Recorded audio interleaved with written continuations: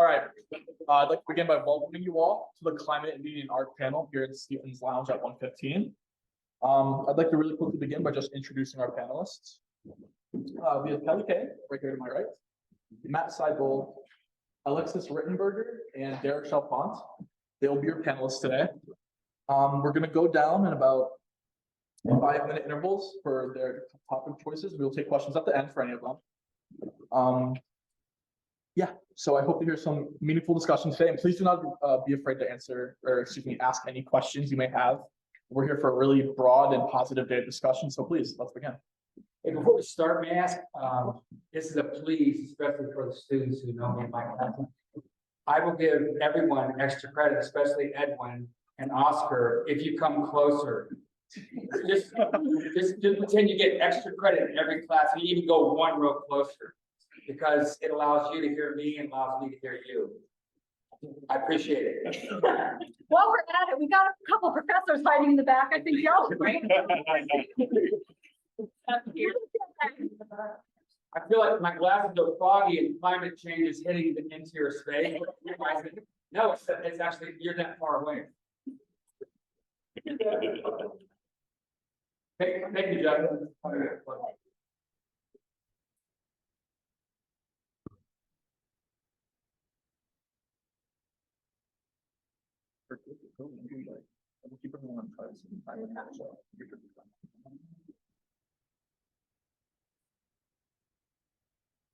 So, hi all, I'm Kane. I do media psychology, and yeah, this is my low-tech solution for, I wanted to give you all 2 URLs and have you walk away with both of these URLs somewhere in your phone, because I wanted to give you all a relatively basic solution for how to cut through the nonsense when it comes to news about climate.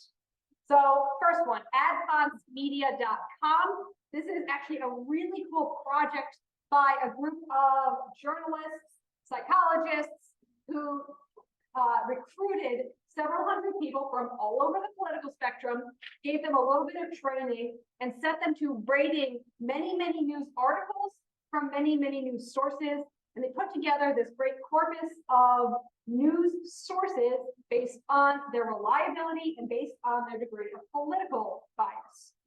If you look at their actual graphic, it is shaped like a pyramid. The news sources that are the most reputable, the most truthful, and the most reliable are also the ones that are closest to the center, overwhelmingly so. This is your Associated Press, your Wall Street Journal, your New York Times, your Reuters. All of these are news sources that have high standards of journalistic integrity. So, scientists reintroduced blue macaws to Brazil early last year. I don't know if anyone saw that. Well, we know that the New York Times actually sent somebody to Brazil, and when events like this occur, they interview not only the people who released the macaws, they interview ecologists, they interview local Brazilian politicians, and they try to get as much expert information as possible. Then they write a news story. Macaws re-released in Brazil, making a comeback. And if there are any mistakes, they correct those mistakes as quickly as possible and release information explaining where the error arose. All right, so New York Times, that's a primary news source. Then we get to our news commenters. These are a little bit further to the left, a little bit further to the right, and they are less high quality. These are your Fox News, your CNN, your MSNBC, and these are news organizations that are paid to have opinions on the news. They are not paid to report. These organizations are here to give you commentary. So Fox News might say, scientists released macaws in Brazil. Are we playing God with nature? Should we even be doing this? So MSNBC says, Fox News hates birds, wants them to go extinct, and the back and forth continues. But notice we're getting further from the truth and closer to opinion. By the time you're all the way at the sources that are your opinion, there's very little fact checking. You're very far to the right or very far to the left. And you're often looking at an image of Joe Biden making a face like this because he got caught sneezing And over top in white impact text with a black background are the words, Biden cares more about Brazilian birds than American humans. And by the time you're there, you're all up in here, you're no back, and you're very far left or very far right. So advanced medium. If that all sounds like too much work, I recommend news.google.com. Do not go to google.com. Do not Google the word news. Go to news.google.com. Search macaws plus Brazil. And what you're going to get is a whole bunch of news sources that Google has already taken the time and trouble to sort through for you to give you only the ones that are reliable, accredited, and or very good at fact checking. If you're lucky, you also get an auto-generated sidebar where it says you may have heard a rumor that President Joe Biden left his wife and married a macaw instead. Here's the truth behind it. So, advancedmedia.com if you want to know about sources in depth. If you don't care and you're just trying to figure out what the heck everybody's talking about with those little flappy blue birds, news.google.com. Wonderful. Thank Thank you. I was going to make a few opening remarks, focusing primarily on sort of fictionalizations, or more accurately, speculative fictionalizations related to climate catastrophe. And a sort of emerging, now close to 20-year-old subgenre of science fiction that's come to be known as climate fiction or cli-fi. When I was here last year for the same event, I talked specifically about what was then a very new novel, Ministry for the Future, written by Kim Stanley Robinson, which a few of you who are now in my senior seminar are currently reading, and which is a kind of a very prototypical example of this sort of climate fiction novel. And I'd be happy to talk a little bit more about it. It epitomizes some of the things that I think are good about this genre. Okay?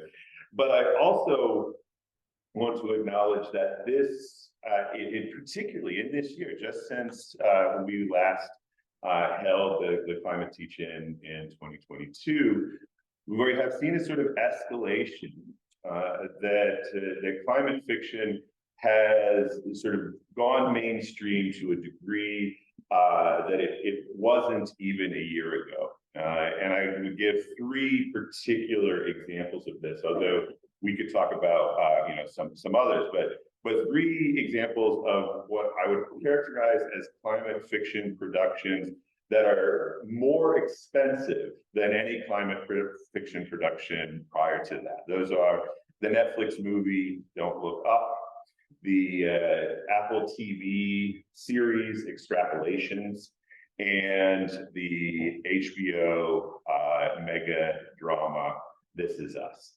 No, that's not what it's called. The Last of Us, right? Very, very different. Although I do wish they would make some sort of fusion of those.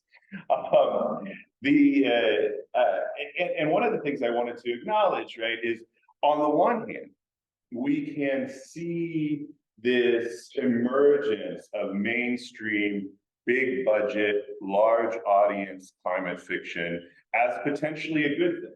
Right? That this is an acknowledgement by major corporations, studios, networks, right? That this is a topic that people care about, right?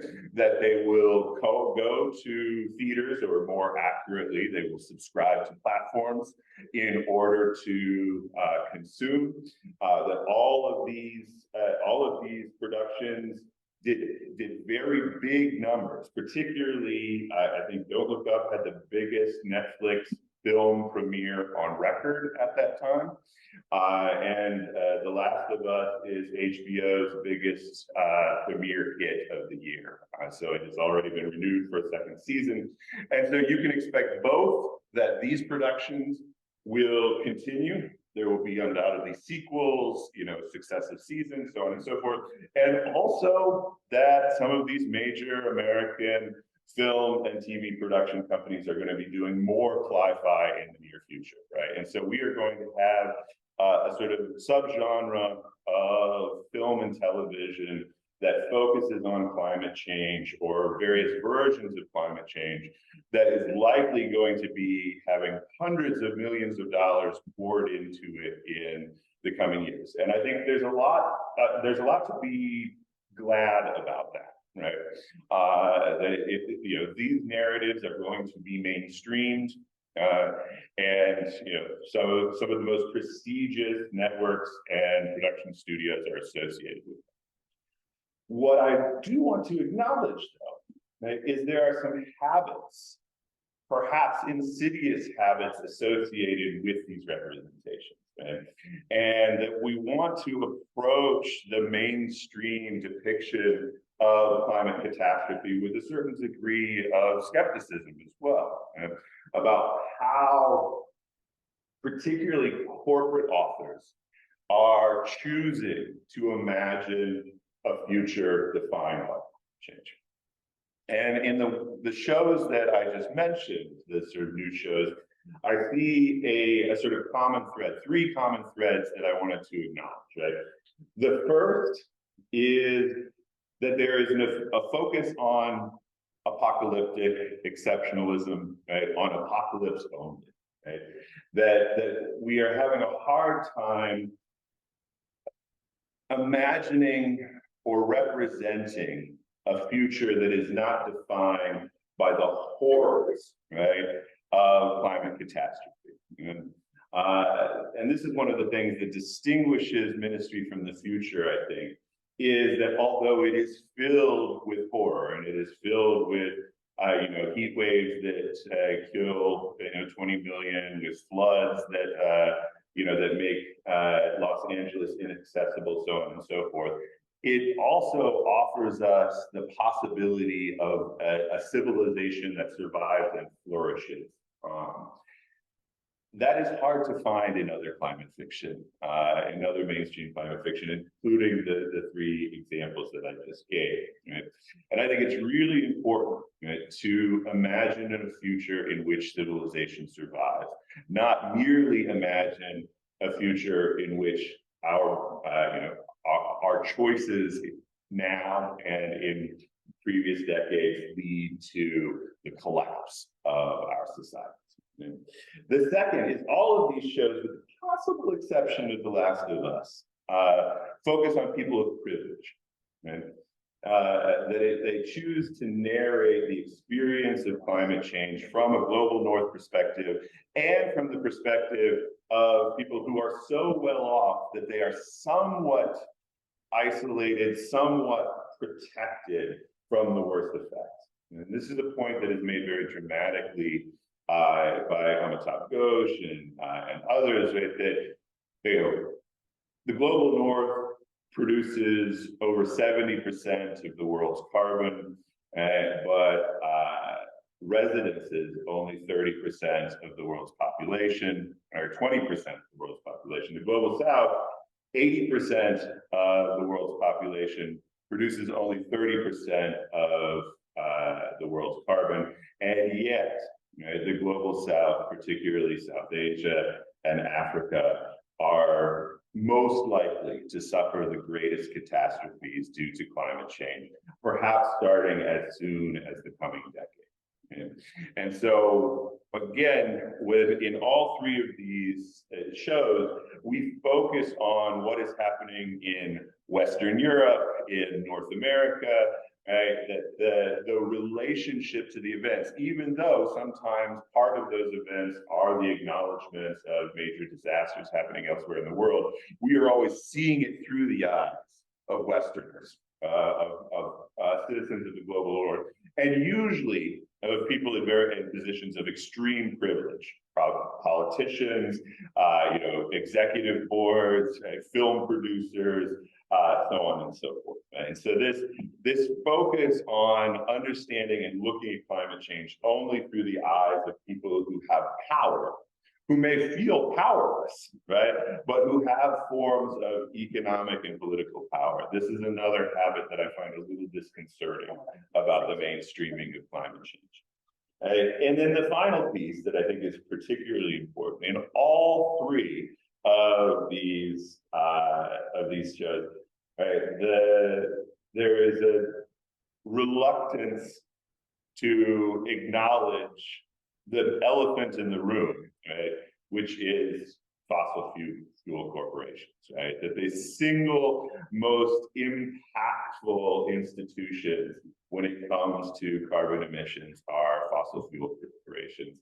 And even extrapolations, which gives us a kind of amorphous villain figure played by Kit Harington, never wants to talk about parts per million, never wants to talk about really carbon emissions, about fossil fuels. He is sort of, he's a kind of fusion of Jeff Bezos and Bill Gates and Elon Musk, right? But we never really acknowledge the fact that fossil fuel dependency and the extent to which both oil and car companies have done everything in their power to make us continue dependently on fossil fuels, that is the single biggest factor, when it comes to the speed at which we are approaching climate catastrophe. Right. The fact that we have these really huge, big budget, very, very, in some ways, very, very encouraging representations of climate catastrophe, that on the one hand, I want to acknowledge that as a good sign, but I also think it's important for us to ask of, to expect of, and to critique accordingly the kinds of representations that do not only focus on the terror of the future, right? Do not only, focus on the perspectives of the privileged, and are honest about how we actually got here. I'll stop there. Excellent, great. So, because I'm Alexis Rittenberger, I think, the word skepticism is something that both Kelly and Matt kind of brought to light. And so my background is coming from the information systems, from business. And I think the one thing that we ask of you as students is be skeptical of a lot of things, right? And it's not just going from the, oh, this is clearly a fictionalized depiction of something that might happen, right? It's also this skepticism of, oh, I saw this on a newsreel and I should check my facts. Fact checking is not just for, right, when we're having political debates and we're trying to dissuade you from voting for one candidate over another. And here at Elmira College, at a liberal arts college, the idea of being skeptical of everything is, I think, something I try to put into my courses, and I think that we want to talk about here in this climate teaching is, what is the reality? Matt had some very impactful statistics that he was talking about in terms of what we as Americans, what we in this side of the world are contributing, and what are we really taking away from the problem of climate. And asking yourself, you hear all the time people say, well, recycling doesn't work. Recycling doesn't work. And it's like, what exactly do you mean by recycling doesn't work? Do you mean that we need to improve the education of it? Do you mean that we need to improve the accessibility of it? And there are all of these complex problems in terms of climate change and just the realization of what we are doing. My stepfather, I love him very much, but where he lives, they don't have recycling, and so he'll just throw it in the trash. And I'm like, why don't you just take it to the recycling center? And he's like, well, it doesn't matter because it's all going to happen after I'm gone, And this, I think, mentality is, everybody's laughing, right? But it's true. Every one of us knows somebody like that, right? Every one of us, either we have a relative or a friend or someone who doesn't seem to see the importance of it because they're like, it's just one bottle. What does it matter? And I think, in those instances, I still, every time, I don't know, someday it will work with my stepfather, right? I say, let me just take it. So if the problem is that you don't want to make the effort, then I will make the effort, right? So this healthy skepticism of the culture that we live in, and because He lives in an area in Pennsylvania that's a very rural area that doesn't have recycling. Should I go to that space and say, oh, that's okay, that's not what the culture is here? Or is it my responsibility to say, you know what, that's not what we do where I live, and a big reason why I moved to that place is because it is environmentally conscious, because we think about those things and we try to find different kinds of solutions to those problems. So there is, I think, we are asking all of you as college students, right, as the future, to question everything that we do, from the movies that we subscribe to the news that we're watching, to the way that we discard our clothing. You know, am I just going to throw that sweater away because it's not in style? Am I going to recycle that and reuse that? How can I make an impact and be skeptical of what my culture is here in the United States and on this campus? And I think the other thing that Matt really brought up is this idea of what exactly do corporations do to assist in solving problems in climate change. And from the business perspective, you know, they don't advertise that nearly enough. Instead, it's only after there's a big oil spill, after one of the gas wells is caught on fire and it's going to have to burn off for 7 years, we finally say, oh yeah, and by the way, we donated a bunch of money to this organization. And again, you know, skeptically looking at those things, is that enough? Do you, all of my business majors in this room, do you want to go work for a firm that only is reactive and not proactive in terms of how they address climate change?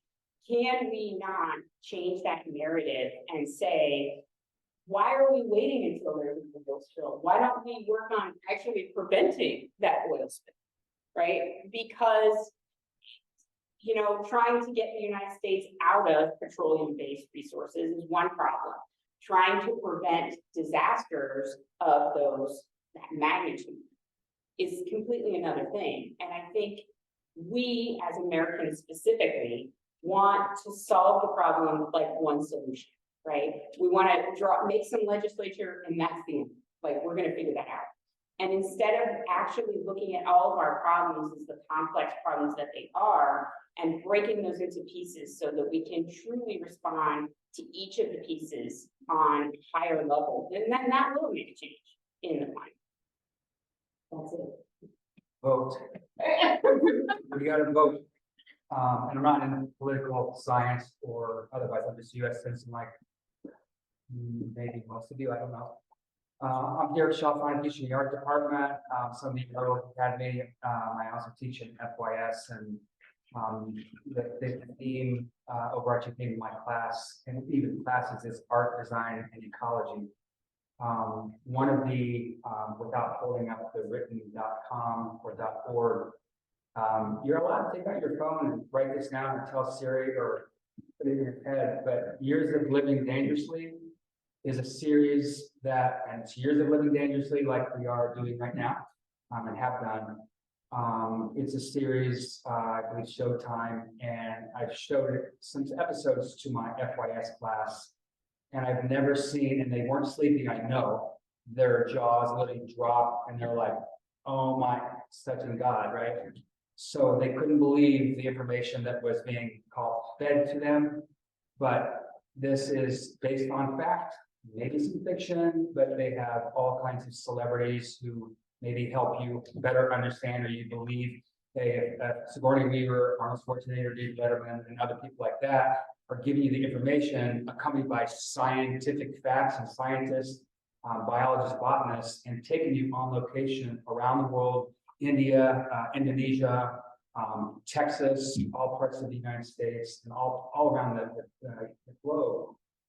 They're telling us information so that we can better understand and make better informed decisions on our daily actions. So when I start off by saying vote, we sometimes think that as young adults that oh, that one vote won't really matter, I don't like who's in office, but if you don't vote, you're not even helping yourself in one way. If you don't, for example, maybe take a shorter shower. Maybe you, I'm not gonna say go without showers, but that's a trend now, whether it's because people are lazy, like, I don't need to shower, I don't want to make the class. But there are little things that we all can do as individuals, and then a collective, smaller campus community, that you can literally start trends. Trends start, okay? I had a student, I don't want to say his last name, but Het from India.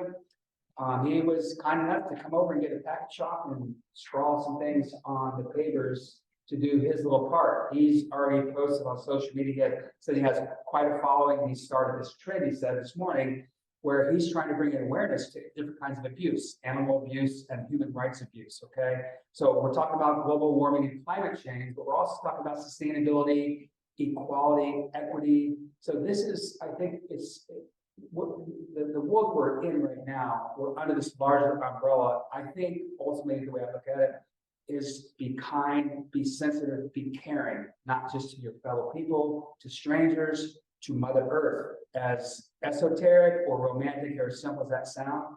So I would just ask that you all ask yourselves, ask each other, what really matters? And I can imagine some of you in my FYS class or even my studio classes in Facet have heard this before. If you put your phones down for a while and you think on your own and don't have the assistance of electronic information being, piped into your heads, ask yourselves what kind of life you'd like to lead, where would you like to see yourself in 5 years, 10 years, 20 years, and how we can all be impactful individuals to not just ourselves, but each other, our extended families in this campus community. But I would just really like to say that there are a lot of individual acts that we can all do that down the road, it will pay off. And if we don't believe that, then I don't think we're doing ourselves any justice and any service. So as an artist, I can say that it's important to see art that might have something to do with climate change, ecological art, environmental art, land art. And on this little campus community, there's George Waters Gallery. Most of us go upstairs, eat in the dining hall. Myself and 3 of my colleagues have art in the George Waters Gallery. And none of the work there is there to neon light you and brainwash you and think that we have nowhere good to go. We all have our own voices and have our own views and our own way of displaying some of our own personal thoughts and larger overarching facts that we're all facing. And I think what I would like to say too, and some of you of course know from being in my studio classes and FYS, that your voice really is stronger than you may think. So sharing your attitudes, sharing your beliefs in your voice. If you're a little shy, you can write things. You don't speak things out verbally like I am now. The more you practice, the better you get. And you're all smart, young people. Even my colleagues or people that are older in the audience, collectively, we're really smart. And I want you all to have confidence to know that whatever you say and do, ultimately will get better and stronger. Okay, so the acts that you do in a business class or in a communication class, all that matters. And I think sometimes we're sheltered in this little bubble that we live in Elmira College. Like right now, we're practicing for the big time world. Okay, so what we're doing now actually matters. Habits that we establish now will go on down the road, and hopefully, if we establish good habits now or change some habits into things that are more fruitful, that's where we're going to be most impactful, is to establish or continue to build on the good habits that we establish now. I know, even if I haven't had you in class, I know half the audience here either haven't played in college athletics or high school athletics. So we know that same kind of training you do to achieve greatness and have success, those same kinds of attitudes and hard work needs to take place outside of the gym, outside of the classroom, because we're all ultimately stewards of the earth. And we need to just recognize that and support each other in our endeavors to make this a better place. Going back a little bit in time, some of the work I have in the gallery is made from found objects. So when you're in a class, think about the fact that not all of your initial goods that you create things with come from things that you buy full of retail off the shelf.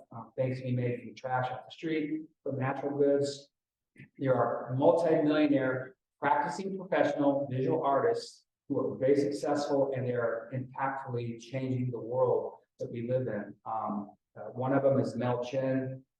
Years ago, just one example I have, he made a piece called Revival Field, and it's in Minneapolis, Minnesota.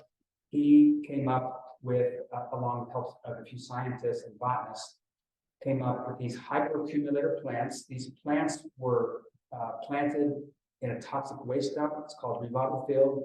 And what happened is those plants, those hyperaccumulators, were able to extract heavy metals from this toxic waste dump, and they were able to extract cadmium and lead and zinc, and then they were safely incinerated, and that land now is coming back to where it's sustainable for humans and animals to live on there. And that was just a prototype. So his creative ideas, coupled with the collaboration with science, is allowing us to take strides forward. So one other thing I would recommend us all do is when we say, hey, I'm this major and that major, I'm a double major, think broadly. Think of how you all can collaborate with one another. I was in a panel this morning as an audience spectator, and the idea was brought up that we need to have more possible, think about grant writing, think about applying for a grant. Any one of you could team up with any of my colleagues here, or any colleague that you have a class with, and the government has money, agencies, organizations have money that said, hey, Darius, you would like to make these pieces of furniture out of upcycled wood. We have $10,000. That's a good start for a simple project. So think about different ways that you can collaborate with colleagues or yourselves amongst each other and come up with creative solutions to one, make money, and two, make the place better place to live. So I think that's what's happening. Great, that was wonderful. Thank you, everyone. I would now like to open the panel to any questions that you might have. Again, as I said earlier, no need to be shy. Any question? Good, there's no bad questions. Please feel free to ask. We have about 25 minutes, so please. Yeah. Don't you think it's rather ironic that these media companies are creating supply side and they're pumping in so many resources that happen to be carbon producers to make us more aware of the problem that they're contributing to? Is it a little ironic? Ironic's probably a gentle way to say that. But yeah, absolutely. I mean, this is one of the problems of the sort of mass media environment in which we live, right? Is that something like extrapolations, which is the Apple series, right? We cannot extrapolate it from Apple, right? That this is, here we have a company that is, let's be frank, is making big budget, Hollywood style films, right, that have incredible special effects, so on and so forth, and is doing so essentially purely for branding, right? That they are not actually making a profit off of the Apple TV productions, right? This is entirely for a kind of almost hobby, right? That is, is subsidized by their, $1 trillion hardware business that, as you say, is incredibly extractive, right? That is, not in the sort of conventional fossil fuel sense, maybe, right? But certainly huge consumption of electricity based upon their technology and natural resources that goes into being made, not to mention all sorts of labor problems, so on and so forth, right? And so, absolutely, I think this is one of the really difficult parts of one of the themes that you might have heard running through these initial presentations is this question of personal responsibility, right? And to what extent can any of us, right, claim some kind of change-making capacity, right, in the face of corporations like Apple, right? And this, the great sort of example of this is, does anybody know where the term carbon footprint comes from?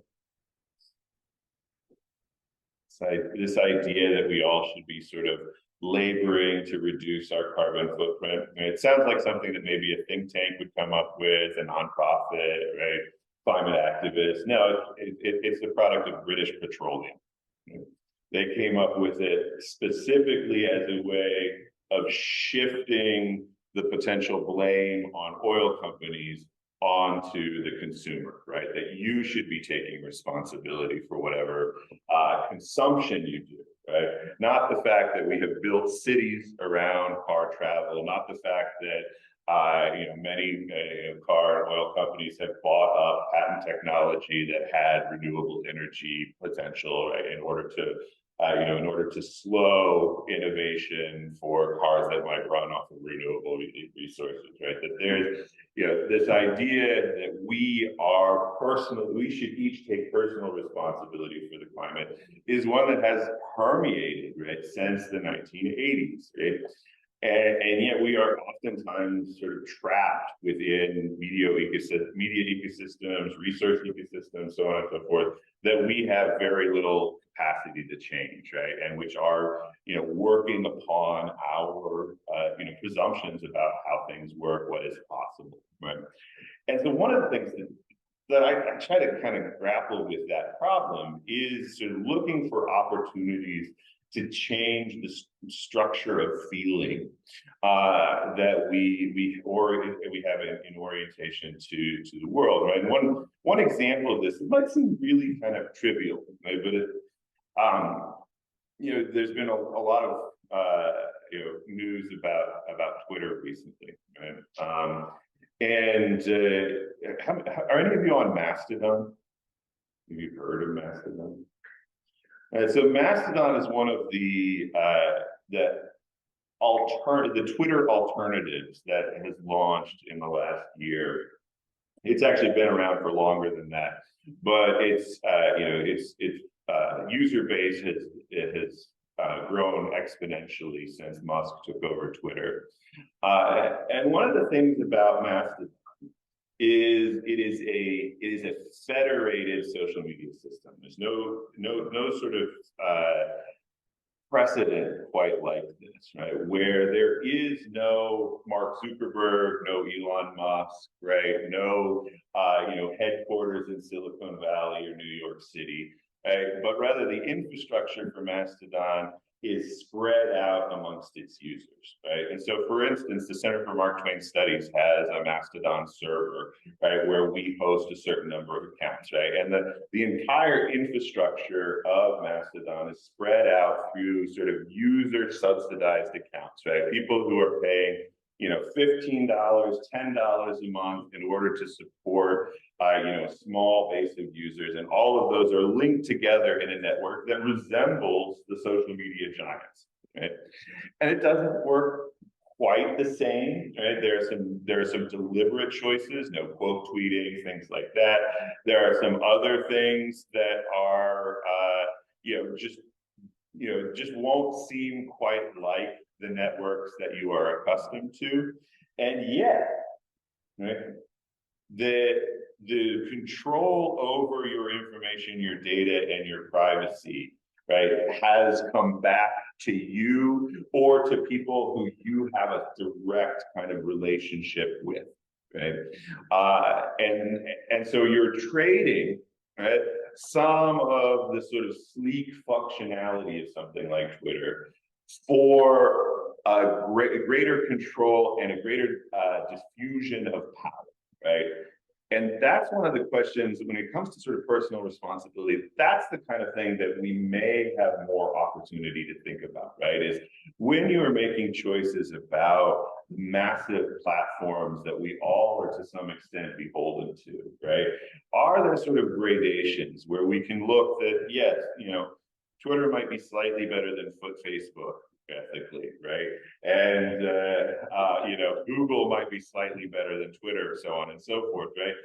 I'm not sure that that's really even intangible, right? But will there be sort of innovators who have a more equitable, distributed, open access, transparent sets of systems where you can join, right? And you may lose something, right? But you may still have a lot of the connectedness that you associate with social media or with streaming platforms or whatever the media, the media things that you and the media tools that you depend on. There's going to be innovation in the coming years, right?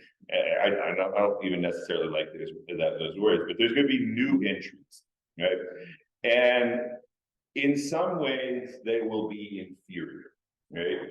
Interfaces may be inferior. They will have, lower, sort of lower advertising budgets, right? They may have, they may have less users, at least initially, right? But can you trade that off, knowing that you will have greater protection, your private data will have greater protection, that you are not subsidizing the harm that something like Facebook is doing,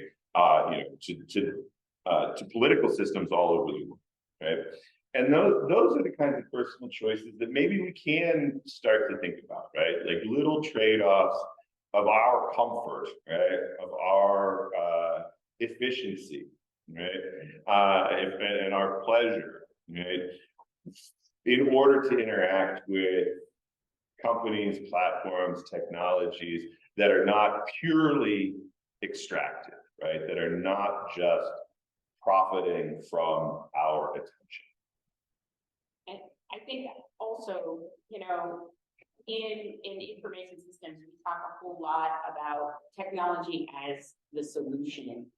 And I also, I talk about this quite a bit in my classes, is there are positives and negatives of all of these things, and just as Matt was talking, I was thinking about just two stories that I heard on the news recently, and one was about an outdoor ice skating rink in Canada, and if anybody is in one of the information systems class, I'm talking about our project. But so there's this outdoor ice skating rink in Canada, and the weather has been so warm this year that they couldn't open the rink, right? And so this rink traditionally is used for transportation. So the individuals in the community, actually it's like 9 miles long. And so people traditionally have ice skated to work. And so we have increased carbon footprints because of climate change and because they couldn't open the rink this year. And so now they have scientists there looking at the water, and they're like, okay, well, maybe we could build some robots, and then the robots would help clean the snow off of the thin layers of ice because it acts like an insulator and it would help it freeze. And then they create all of these different temperature mechanisms to put in the lake so they can keep track of how cold the water is. And so they're doing all of this innovation, all of this research, and they're creating more and more things, and they even say in the report, they're like, this is just a Band-Aid, right?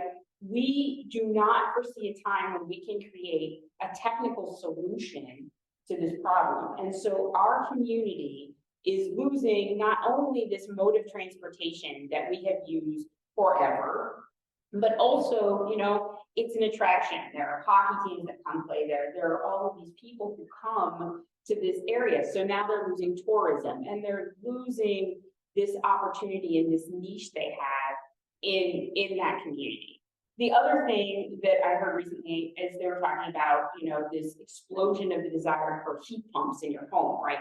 So we're no longer relying on natural resources, but then we're just creating more metal and more stuff, right? That eventually has to be disposed of. So I think, we need to be very weary of technology as the solution, because we're just creating more things that need to be disposed of, more things that need electricity, more things that need maintenance. The days of simply opening your window suddenly are gone, right? And using these like natural things are just always replaced by a solution of technology.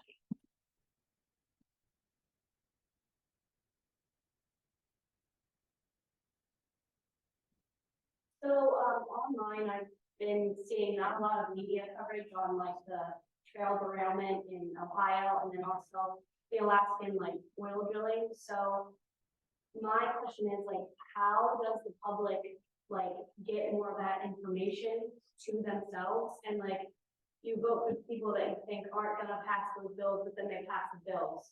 So what are you supposed to do besides like petition and protest and all that type of stuff?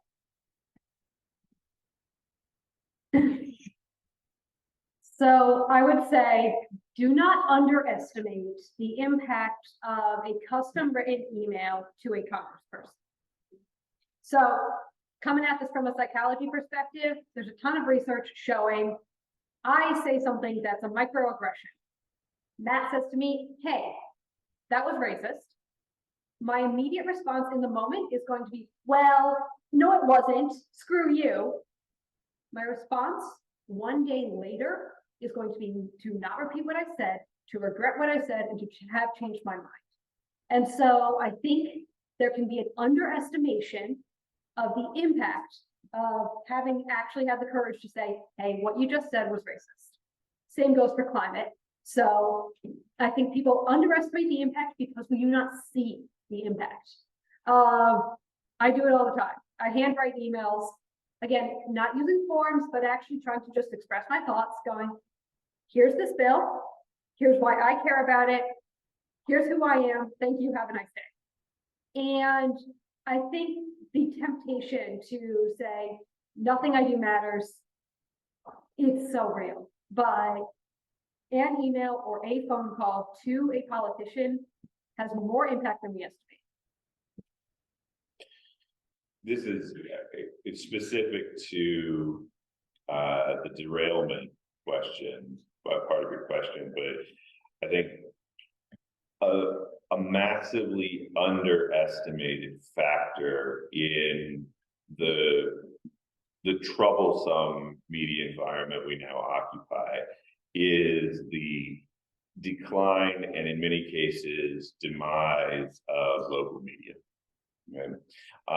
And that this is specifically true as we have the emergence of the social media platforms that allow for a kind of virality. Okay? That if you had more local journalists, local reporters, local news organizations on the ground in Ohio, they would be covering it in a different way than the national news organizations do. And not only would they be covering it with a attention to how it's affecting the people who are their constituents, their consumers, their most direct, the people who they have the most direct relationship to.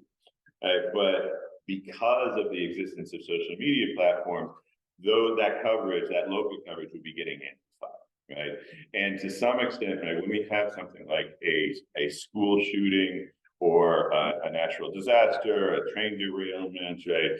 A factory fire, probably the biggest factor in whether that gets national attention and how much national attention it gets is the existence and the kind of infrastructure of local media, right, that allows them to sort of permeate out there. Right? So one of the sort of things that I would hope we will see in the next decade or so is we're never going to bring back the local newspaper, the local television show, the news network. Those things are, at least in their 20th century forms, are going another way. But what we are seeing is like Substacks that are versions of the local newspaper, right?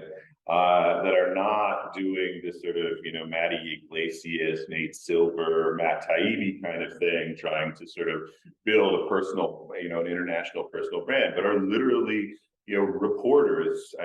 My hometown, I subscribe to one for my hometown of West Lafayette, Indiana, where it's two reporters who used to work for a local newspaper, who started a Substack, and they now cover what's going on in this tiny little town, and they have enough of a subscriber base to live off of that, right? And they don't care about anything that happens between I-465 and SR-26. Like, that's what they do, but they regularly break stories that then get more attention at the state level, so on and so forth, right? And so one place I definitely think we should be thinking about is like, how can we rebuild local media infrastructures? Because a lot of these issues having to do with climate, sustainability, so on and so forth, right, have both a kind of, global, corporate, international, geopolitical context, but they also have I want my, my like major employer in town, right, to make good decisions for the people, who live around them, who work for them, who consume their projects. I'd say, listen to NPR. It's fucking iron grill.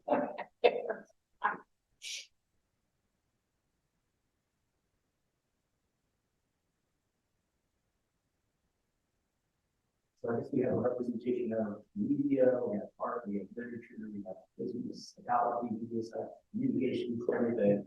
So I'm wondering if you can maybe just speak to kind of scale questions. So I think about, I'm not finished your teacher, but that first chapter was massively impactful. Don't look up all of these kind of things that you had out without it having up to the fact that someone's going to be flying a jet engine to go talk about what prosecutors have. That's very controversial democracy to definitely have. But I think there's something in seeing things at a very small scale. You need to communicate with artists, sharing their work, they're doing, how something is impacting them, how global events are impacting them at the smallest scale. The larger scale, I think I'm just easier to figure out large production, but one thing that we maybe struggle with is, how does this scale? I am just one person, I am just one thing. So I think there's be nice to maybe speed up just like the medium art impact of a very small scale individual with experience moment in time to large scale impacts as well. So I'm curious what you think about how that might show up. How does that kind of appear in your field? What's the value of that? How much that actually impact the climate?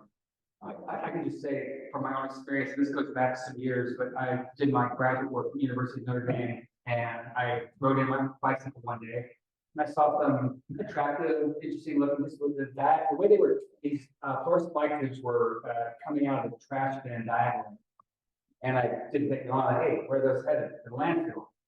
They weren't in a recycling bin.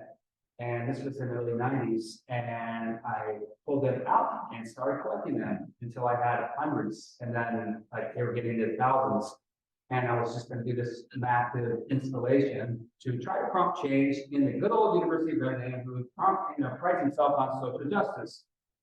And I was called into my mentor's office and said, "Hey, Derek, you have some things that you're collecting that are a hazard." And I said, "Yes, those hazard materials were collected by me from the trash bin. It was going to go to a landfill." Long story short, they said it was too expensive to recycle. And I said, "Can you tell me what the endowment is?" And they said, "Do you like your scholarship fellowship?" Here. So I was kind of asked to cut my lips off or zip it up or say, "See you later," right?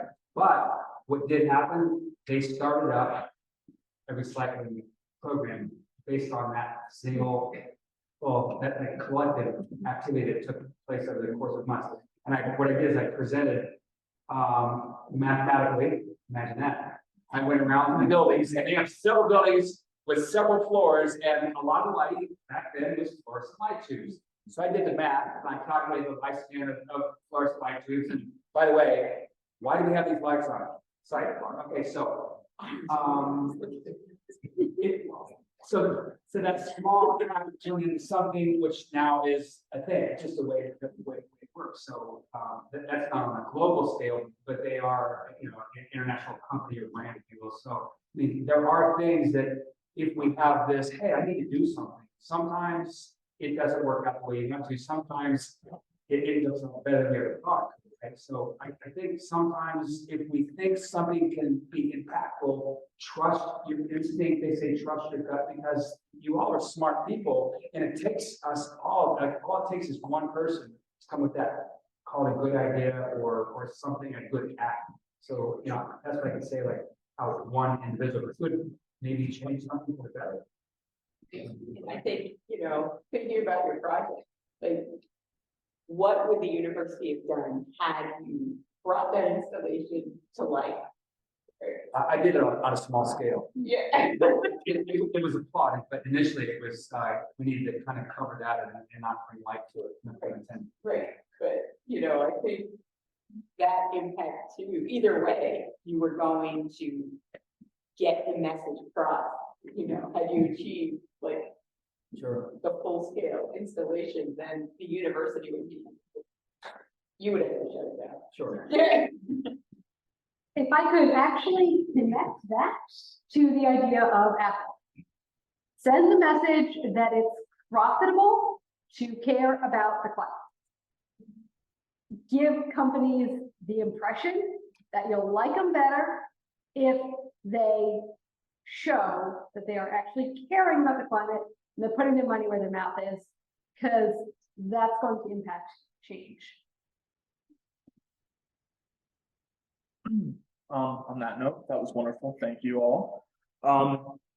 We've just about run out of time here, but I would just like to remind you and tell you a little bit more. So at 3:35 back here in Stefan's Lounge, there will be another panel on sustainability here at EC specifically. The Upcycle Fair is still going on alongside the booths in the EC, I believe. So do feel free to stop by. I want to thank all of our panelists for coming on today, as well as thank all of you for attending. So thank you, everyone.